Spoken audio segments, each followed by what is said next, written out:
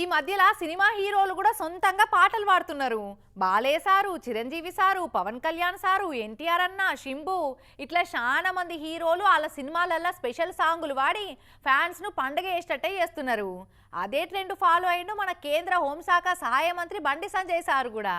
ప్రధాని మోదీ సార్ మీద హద్దుల్లేని పాయిరంతో పాట వాడి సార్కు అంకితం ఇచ్చి అంకిత భావాన్ని చాటుకున్నాడు. అయితే ఎలక్షన్ అప్పుడు పాట పాడిండు కానీ ఓటర్ల సంక్షేమం దృష్టి అప్పుడు ఆ పాటను విడుదల చేయనట్టున్నారు.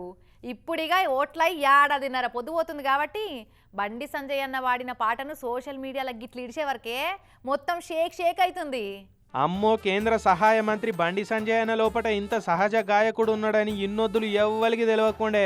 ఒకవేళ సంజయ్ అన్న గాయకుడు అయితే ఎవరి మనోభావాల కన్నా గాయాలు చేసుకొని గాయపడతారో అని ఇన్నొద్దులు తన గాన ప్రతిభను కుతికల్నే దాచిపెట్టినట్టున్నాడు.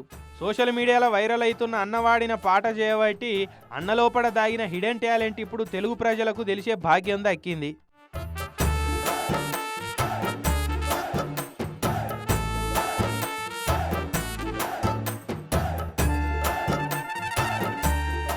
ఆల్రెడీ మోడీ సార్ ప్రధానే కదా, మళ్ళీ యువత కోరుకుంటున్నదని పాడిండ్రేంది అనుకునేరు. ఇది ఓట్ల ముంగటి పాట. అప్పుడు బండన్ననే కుతిక సవరించి పాట వాడిండు కానీ ఓటర్ల క్షేమాన్ని కాంక్షించి అన్నవాడిన వెర్షన్ కాకుండా వేరే సింగర్ తోటి వాడిచ్చి ప్రచారం చేసిరు. ఇట్లా పాట వాడిచ్చి హనుమంతునికి రాముడు ఎట్లనో మోడీ సార్కు బండి సంజయ్ అన్న అట్లా అని అభిమానులతోటి జేజేలు కామెంట్లు వచ్చేటట్టు చేసుకున్నాడు.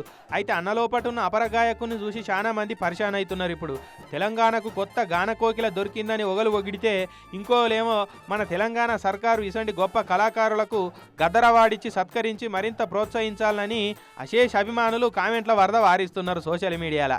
ఇక ఇదే ఉత్సాహంతో అన్న ఇంకిన్ని పాటలు వాడి తెలుగు సినిమా ఇండస్ట్రీకి, తెలుగు జానపద ఇండస్ట్రీకి కేంద్ర సహాయ మంత్రిగా మరింత సహాయం చేయాలని చెప్పి కోరుకుందాం.